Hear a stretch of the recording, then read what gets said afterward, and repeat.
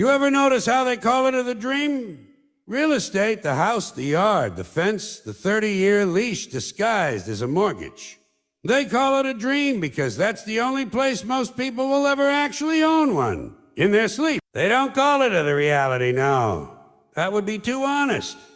The reality is bills, property taxes, leaky roofs, neighbors who think mowing the lawn is a personality trait. But the dream is perfect. And the dream is where they want you living, because people who are dreaming don't notice who's picking their pockets. And the funniest part is people walk around like they came up with the dream themselves. I want a little place of my own. Oh, do you? Wow, what a coincidence. You mean the exact same idea every single person was taught from the time they could walk? Kids barely out of diapers are already being trained. They see a cartoon house, a little family, a dog, and mommy goes, someday you'll have one too. That's not a dream, that's programming. And not even good programming. Not like clever propaganda. This is the dollar store version. They didn't even try to hide the strings, and people fall for it generation after generation. You ever hear someone brag, we bought a home? Like they walked into a store, handed over cash, and walked out with a house in a bag. No, what they really mean is, we agreed to owe a bank money until we die. And if we miss too many payments, a guy with a clipboard will show up and throw all our stuff on the lawn. Congratulations. You didn't buy a home. You auditioned for one, but people love it. They love the fantasy. They love the ceremony. They love the illusion that owning land gives them dignity and status and stability and some sense of accomplishment, even though half of them spent more time picking out a dishwasher than understanding their mortgage. And that's because the entire American dream was designed in a way where nobody questions it. It's sold to you like it fell from heaven. Like God handed down the 10 Commandments, plus a brochure for a 3-bedroom colonial on a quiet cul-de-sac. Thou shalt not covet thy neighbor's wife, but thou shalt definitely covet his granite countertops. And people do. They love countertops. They'll go broke for counter. People will tour a house with a cracked foundation, mold in the walls, and a ghost from the 1800s moaning in the basement and still say, oh, but look at the kitchen. Look at the kitchen. Lady, the kitchen is the only thing that isn't trying to kill you. That stove is the safest part of the house. And she'll still buy it because she saw a magazine once that said a kitchen island means you're doing well in. Meanwhile, the island is the only thing in the room that isn't sinking. And you know who isn't dreaming when it comes to real estate? The people who invented the dream. Oh, they're wide awake. Eyes open, fully alert. These are the same people who got free land 100 years ago, built houses for the cost of a sandwich, passed them down to their kids, and now charge you $250,000 for the privilege of walking inside. They didn't just wake up one day and hand you the dream. They built a whole industry around keeping that dream just out of reach. They created the problem, then sold you the solution. It's the perfect business model. Like if a locksmith walked around the neighborhood locking people's doors so he could charge them to unlock them again. And they've been doing it forever. The whole idea that people should own land, like really own land, was always a joke. It was a joke the first time somebody stuck a stick in the dirt and said, it is mine. Mine? Why? Because you stood there first? A dog lifts its leg and shows more justification for ownership. At least a dog leaves something behind. Humans, we just walk around claiming stuff. This is my land. You didn't make it. You didn't shape it. You didn't create it. You just put a fence around it and decided it belonged to you. If I put a fence around a cloud, does that make it mine? Apparently, under the right zoning laws, maybe. They act like if you don't own property, you're floating in space, untethered, a ghost, wandering through the grocery store aisles. People look at renters like they're reckless teenagers who refuse to grow up. When are you getting a house? When am I getting a house? I don't know. When are you getting a personality? We're both working on impossible goals here. The whole dream was never created for regular people. It was created to keep regular people busy. Busy thinking about interest rates and lawn care and whether they can afford a second bathroom. Busy worrying about how they'll make payments if the car breaks down. Busy so they never ask who benefits from all this stress. And I'll give you a hint. It's never the people who think of houses as places to live. It's always the people who think of houses as numbers on a sheet of paper, because those people aren't dreaming. They're cashing checks. What a beautiful trick. They got the entire country chasing the same carrot. Everybody wants the house. Everybody wants the yard. Everybody wants the idea of being a homeowner. And because everyone wants it, the prices go up. So people chase even harder. A scam that fuels itself. And every time someone falls behind, someone else swoops in to profit from it. Because nothing says a dream like foreclosing on a single mother and selling her house to a guy who already owns 11 of them. It's the American way. We take your misfortune, shine it up, and turn it into an investment opportunity. People don't even realize the dream keeps getting worse while the price keeps getting higher. In the old days, a house was a house.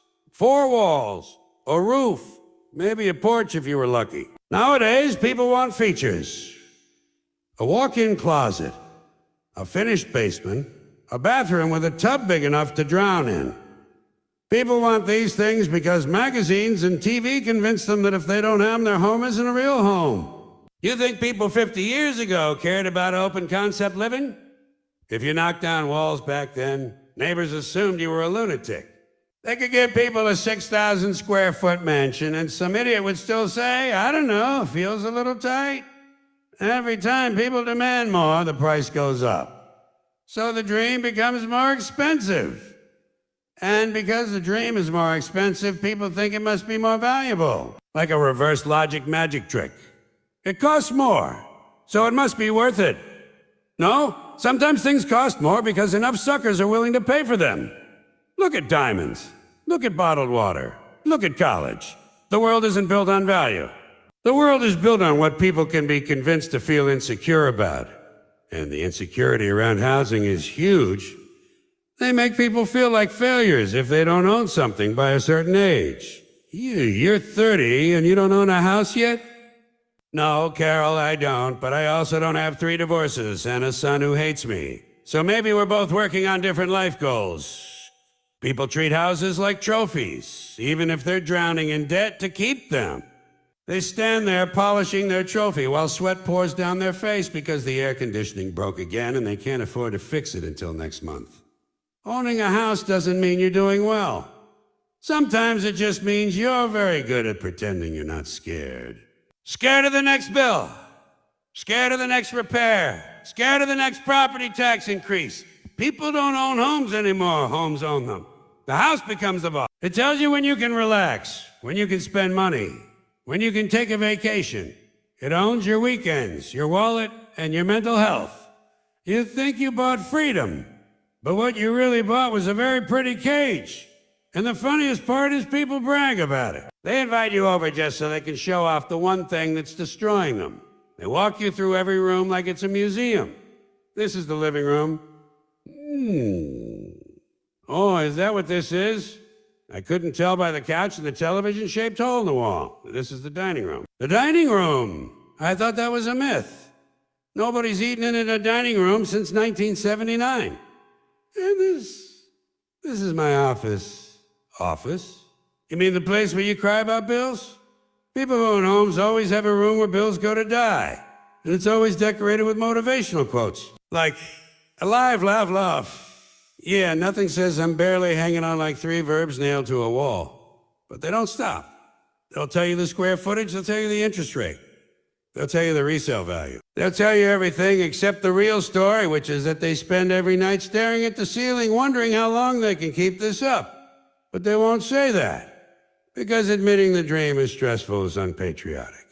You're supposed to smile through it, suffer silently.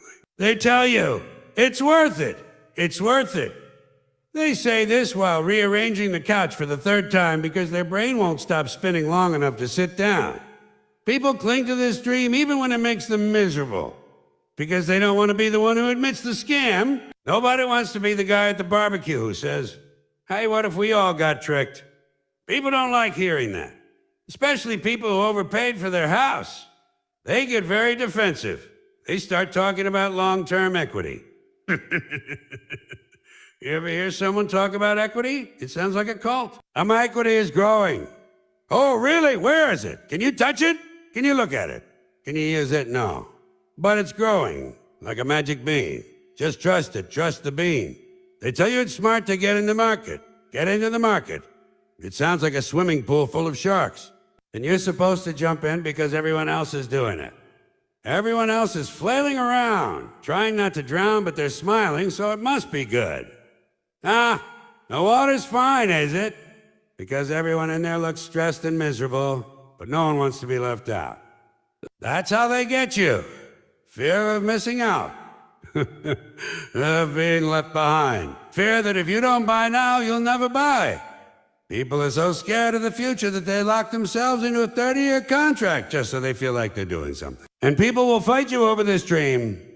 They will defend it like it's a family heirloom. They'll say things like, it's an investment. Sure it is, so is a timeshare. So is a slot machine. So is lighting money on fire and hoping it comes back with a better attitude. But people don't want to hear that. They want to believe the dream is noble and pure and worth the sacrifice. They want to believe the suffering is meaningful.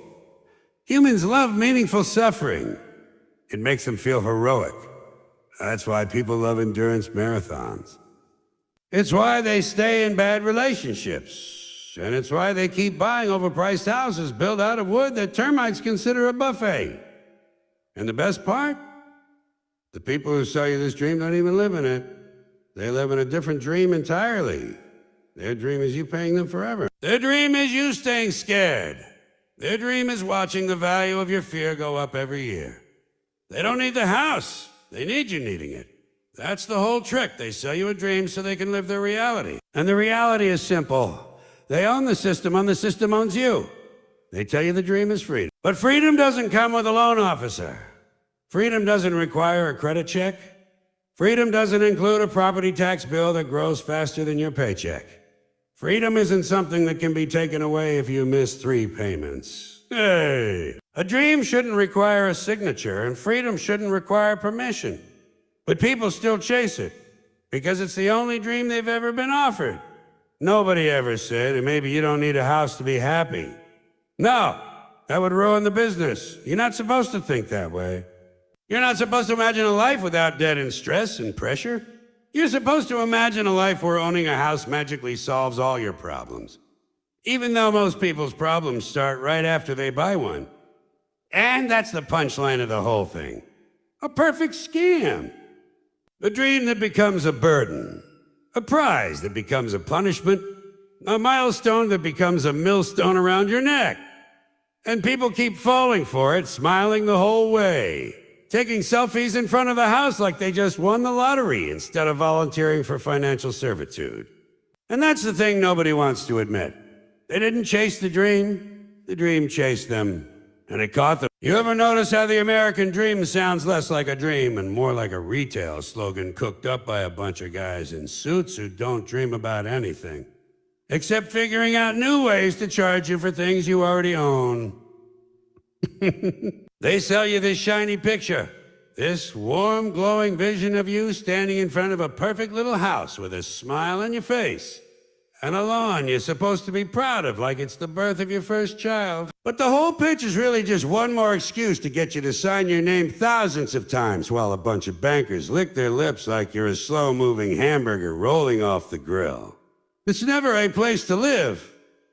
No, that would be too simple, too human. They gotta make it mystical. Hey, home.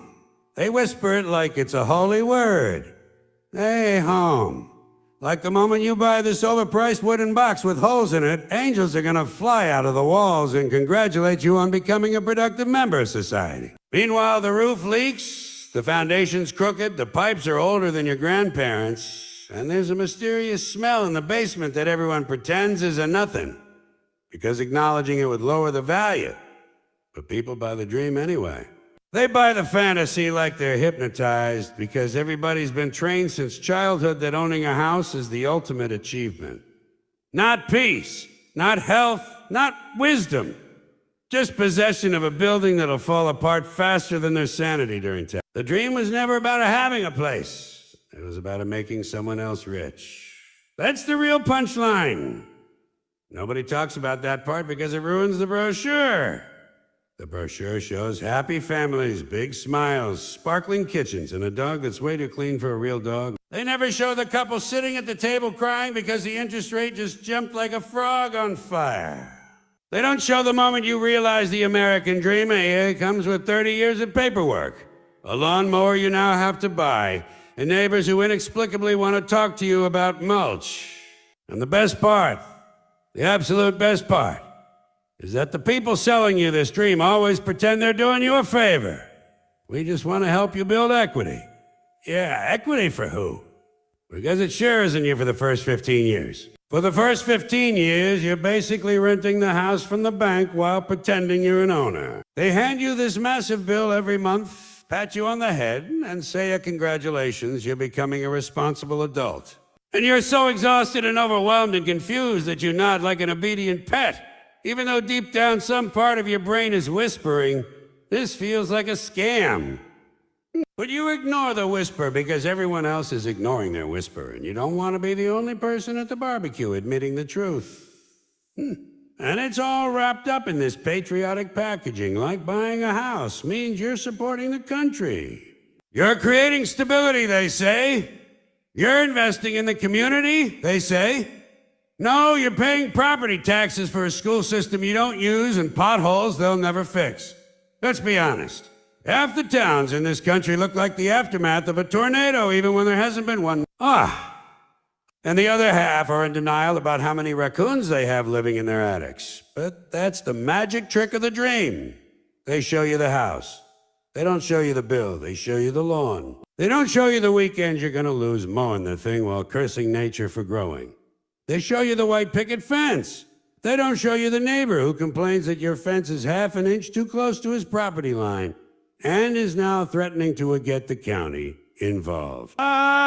They show you the shiny kitchen. They don't show you the plumbing that sounds like somebody trapped a demon in the walls. And everybody just nods along because they're terrified of admitting the truth. That the dream is a commercial. A very effective, very profitable commercial. You know who invented the idea that you're not a complete person unless you buy a house? People who make money selling houses. It wasn't philosophers. It wasn't spiritual leaders. It wasn't some wise old monk sitting on a mountain saying, enlightenment comes from granite countertops and a 2-car garage. And no, the whole thing came from the same minds that gave us credit cards, late fees, and the inconvenience of paying for things that should have been free in the first place. And here's the best part. People brag about this nightmare. They brag about it like it's an accomplishment. We finally bought a house. And everyone claps like seals that just got a fish. Nobody ever asks, is it a good house? Is it falling apart? Can you afford it without selling organs? No, just a congratulations. You've joined the club. The club of people trying not to scream every time they check their mortgage statement. But the pressure. Oh, the pressure to buy a house in this country is like a cult. You could be perfectly happy renting a place where someone else fixes everything and people will still look at you like you've committed some kind of moral sin. When are you buying? When do you want to settle down? Renting is throwing money away. Yeah, so is therapy, but we still need it. And renting isn't throwing money away. Renting is paying money to avoid responsibility. That's not wasteful. That's strategic.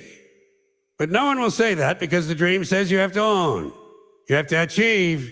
You have to upgrade your life even if your life didn't ask to be upgraded. Sometimes you just want 4 walls, a roof, and a fridge that doesn't explode when it gets too cold. But no, society says you need the dream. And the dream comes with escrow. No one even knows what escrow is. Ask 10 people, you'll get 15 different answers. But they nod anyway because they don't want to look stupid. Meanwhile, the banker explaining it is using words so vague it sounds like a riddle from an old wizard guarding a treasure. And all of this is sold as hope, a hopeful future, a hopeful life, open drywall form. That's what they're peddling. They're selling hope, not houses. And hope is cheap, but housing is not. It's the greatest trick they ever pulled. Because when you buy hope, you'll forgive every flaw. The leaky ceiling becomes a fixer-upper. The mold in the bathroom is a character. The cracks in the wall are a historic charm. You're not living in a house. You're living in a delusion wrapped in nostalgia, wrapped in debt. And the dream comes with rules. You can't paint that wall because someone said it lowers value. You can't plant that tree because it might grow the wrong way. You can't have that dog because the homeowners association thinks it looks too aggressive. A dream shouldn't have rules. A dream should be about freedom, not whether your mailbox meets town regulations. But the dream isn't for you. It's for them. You're the worker. Your job is to buy the house, pay for the house, maintain the house, and keep believing in the dream long enough that you encourage someone else to do the same. It's a chain letter with shingles, and it never ends. Because once you get the house, they start selling you upgrades, better windows, better doors, better insulation, better appliances. This is the dream, they say. You deserve the best. Meanwhile, you're staring at a toaster that costs more than a used car, wondering when breakfast became a luxury sport, and you know what the most insulting part is. They make it sound like you have a choice. You can rent, or you can own. No, you can rent, or you can sign your soul over to the banking industry and hope the economy doesn't collapse while you're still alive. That's not a choice. That's a threat disguised as ambition. You're supposed to be grateful just for the opportunity to go into debt. Grateful. We approved your loan. Oh, thank you, Your Highness. Thank you for allowing me to owe you hundreds of thousands of dollars for 30 years. Thank you for giving me a chance to ruin my life with a single missed payment. Thank you for the privilege of signing more papers than are required to launch a space shuttle. And through all of this, they smile. The agents, the bankers, the inspectors, the appraisers. They smile because you're not buying a house. You're buying the dream. And the dream is where their profit comes from. The dream is the real product. The wood and nails are just accessories. But here's the punchline. They keep calling it a dream, but a dream is something you wake up from. This thing, You don't wake up from it. You just keep paying until you die. And then your kids get the pleasure of arguing over whether to sell the place or keep it because it means so much to the family. It doesn't mean anything. It was a debt trap with a porch, and that's why the whole thing is hilarious. Not funny like a joke, funny like slipping on ice while carrying groceries. You're not laughing because it's amusing. You're laughing because the alternative is crying in public and scaring the neighbors. And that's the truth. The American dream is a slogan, a pitch, a shiny, overproduced advertisement designed to keep you obedient, hopeful, and locked in place. It's not a dream. It's a brochure. And the brochure leaves out the part where you spend half your life trying not to drown in bills just to own something that will eventually fall apart anyway. Because the real dream would be simple. A place that's safe, affordable, and yours. But that doesn't make anyone rich. So instead, they dressed up a mortgage as hope, slapped a flag on it, and told you to salute. And the real joke, the final joke, is that people still buy it. Because that's the dream they were sold. You ever notice how people talk about real estate the same way they talk about religion? With that same trembling faith in their voice. The same desperate little spark of hope in their eye. The same willingness to ignore reality as long as they can keep believing the magic story they've been told since childhood. It's not a house. Oh, no. It's salvation, redemption, the path to a better life. Once we buy a house, everything will make sense. They're like pilgrims dragging themselves towards some holy temple. Except the temple has termites and the priest is a mortgage broker with a shiny tie and dead eyes. And the funniest part, the absolute comedy gold, is that these people are suffering. Suffering! They're in pain every single day. They can't sleep, they can't relax, they can't even enjoy a simple cup of coffee without thinking, is the roof leaking? Will the boiler explode? Are property taxes going up? Are we gonna die in debt? But they still cling to the house like it's a life raft floating in the middle of the ocean. And meanwhile, the raft is made of cardboard and slowly dissolving in the water. They cling to it because they've been told the house will save them. They've been told owning property means they're responsible, successful, valued, respected. They think the world looks at renters like they're some kind of wandering nomads with no purpose. Sorry, I don't have a garage full of tools I don't know how to use. Sorry, I don't spend weekends crawling under the sink like a raccoon that learned plumbing. People act like buying a house makes you a superior human being. Like the moment you sign the papers, the universe hands you a medal. Congratulations, you're a homeowner. You now have value. The whole thing is ridiculous. You can be a brilliant person with compassion, insight, and creativity. But if you rent, society treats you like you're some kind of temporary guest in your own life. You buy a house and suddenly you're stable. You rent and suddenly you're drifting like a plastic bag in the wind. You ever hear homeowners talk to renters? They talk like missionaries trying to convert the last heathen on earth. You'll understand once you own. Understand what?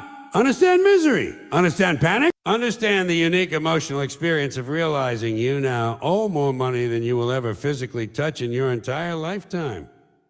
Understand the joy of going to Home Depot every weekend because your toilet wants to pick a fight with you again.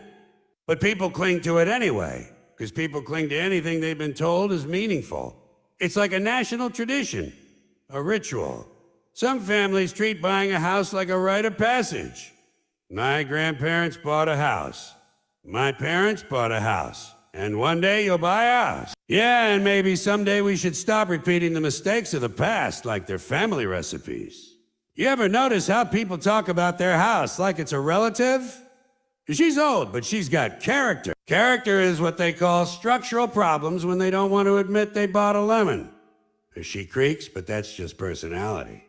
Yeah, that personality is the floorboards trying to warn you they're about to collapse. The basement floods sometimes, but that's part of her charm. Charm. Huh? Charm is something a magician has. Charm is something your grandmother has. A flooded basement is not charm. A flooded basement is a warning sign. It's nature telling you, you shouldn't live here, but people can't let go. You ever try to tell a homeowner their house is falling apart? You think you insulted their mother? There's mold in the walls. Oh, no, there's not. Or a roof is buckling and it's supposed to do that. It's old. The foundation is cracking. It's settling into what? A sinkhole? This is the only country where people proudly defend their own collapsing building like it's a beloved historical monument. And the banks know it. The banks know people will cling to a house even when it's destroying their mental health. That's why they hand out loans like candy at Halloween. Not because they believe in your future, but because they believe in your fear. They know you'll cling to the house before you let yourself admit you made a mistake. And through all the suffering, through all the bills, repairs, doubts, and sleepless nights, people keep saying the same thing. It's worth it? Is it really? Or have people simply convinced themselves it has to be worth it because the alternative is admitting they were tricked? People cling to the house the same way a gambler clings to the slot machine after losing all his money. One more pull, one more chance, it'll pay off eventually. But the house isn't a jackpot, it's a hole. A very expensive hole that keeps getting deeper. But people don't let go. They cling. Because they think letting go means failure. But it doesn't. It just means you woke up from the dream. And that's the thing about dreams. Some people wake up, some people don't. Some people cling to the pillow until it suffocates them.